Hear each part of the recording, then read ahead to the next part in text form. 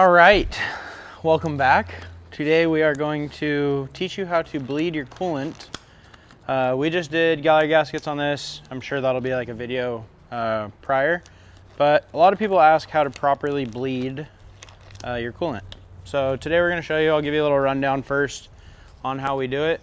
Make sure everything's closed. Like if you change your radiator out, double check your hoses, make sure you got all your clamps on, and your drain valve, make sure that that's all capped up properly. And then you don't have to use one of these. It makes it 10 times easier. Basically, here, let me get this glove on.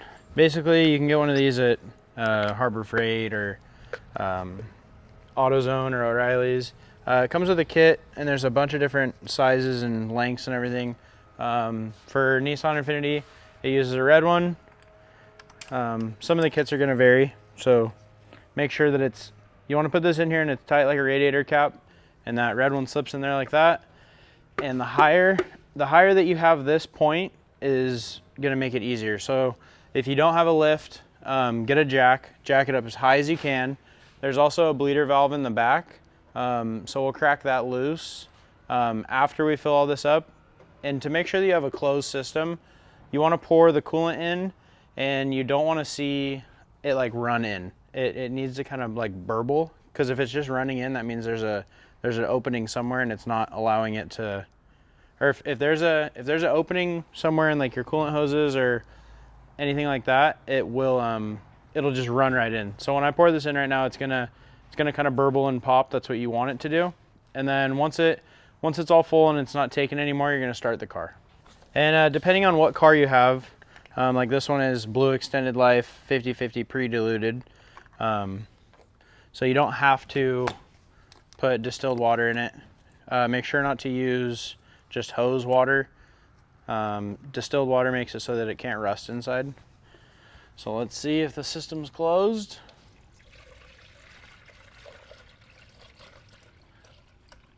So see how it's kind of like burbling like that? That means that the system there's no open ports.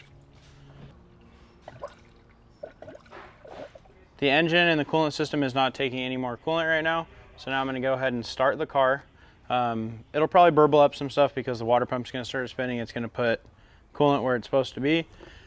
And then after that, it takes, I don't know, probably takes 5 to 10 minutes to get the car up to running temp without putting load on it. So it's just going to start it and let it idle, and that'll take about 5 to 10 minutes to get to running temperature. And then once it's at running temp, I'll turn the heater on full blast and give it a little bit of RPM just to kind of like let it cycle and do its thing. And when this stops bubbling, when you stop seeing air bubbles come up, that means that the air system or the coolant system is bled. And when make sure that your heater gets really, really hot. Turn it on full blast hot, full fan, like just make sure it's blown as hard as it can, and your car is not bled until the heater is extremely hot and there's no more bubbles coming out of here. Obviously, if the car gets too hot, say that it's not like cycling fast enough, this will rise and it can overflow. So make sure to kind of keep an eye on that whenever I'm doing it. That's what's cool with this one too, is you have this distance that you can see over the motor, and you can actually see it while you're sitting in the car. So you can kind of watch the level do its thing, and if you see it starting to climb fast, turn the car off and it'll pull even more fluid. I kind of do that sometimes too. If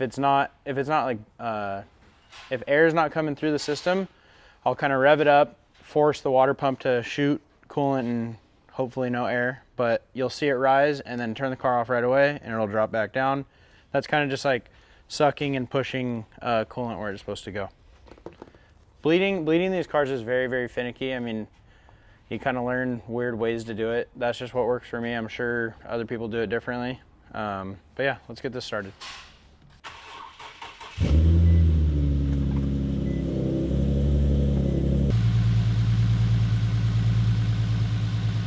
I just raised the RPM a little bit to get the car to running temp. So it's only at 1700 RPM right now. It's nothing major. And you obviously have a temp gauge right here. So just watch that, make sure that it doesn't overheat. It's still on cold right now, so not cold, it's like It's halfway between cold and running temp right now, so it's safe to give it a little bit of RPM. Don't do any like 5K revs.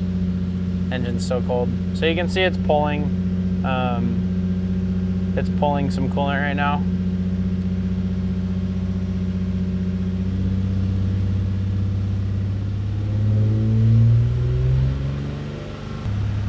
So the car just got to running temp. I just turned the heater on full blast. It's a little warm in the shop today, so I did aim the vents outside. The vents are actually kind of warm already. That's a good sign. And then we did, we're doing a how-to video right now on how to bleed the coolant, but we did water pump, we did thermostat, new hoses, new radiator. The customer came in and he had a leak on the back of his motor, on the cross pipe for the water pipe, and he had a leak there. So, I mean, this thing was already low on coolant when it came in, but it's bleeding pretty good. Sometimes you'll get ones that are easy to bleed, and sometimes you'll get ones that take like 45 minutes. It's just, I don't know, sometimes your luck's better some days than the others. So now that the car's warmed up a little bit more than it was before, you can give it a little more revs, and you can watch when I rev. It literally pushes more water when I rev.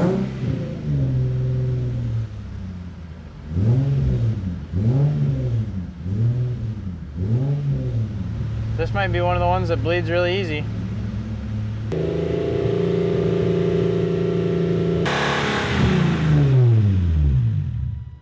All right, so the heater is hot inside. You can tell the coolant is clearly hot. It's steaming right here.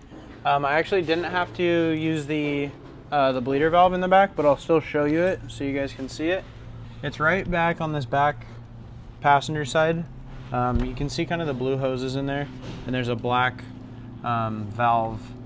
This one is an aftermarket one. It's a Z1, and it calls for a number 5 Allen head. If it's a stock one, it will just be one of the bigger Phillips. You loosen it, and if it's giving you a hard time bleeding, you'll loosen this and a bunch of air will come out, and then coolant will come out. But just be careful if you have been trying to bleed your system, it will be hot. All right, so this is what that valve looks like. If you are bleeding your system or you plan on it, I would highly recommend buying a aftermarket one of these, a metal one.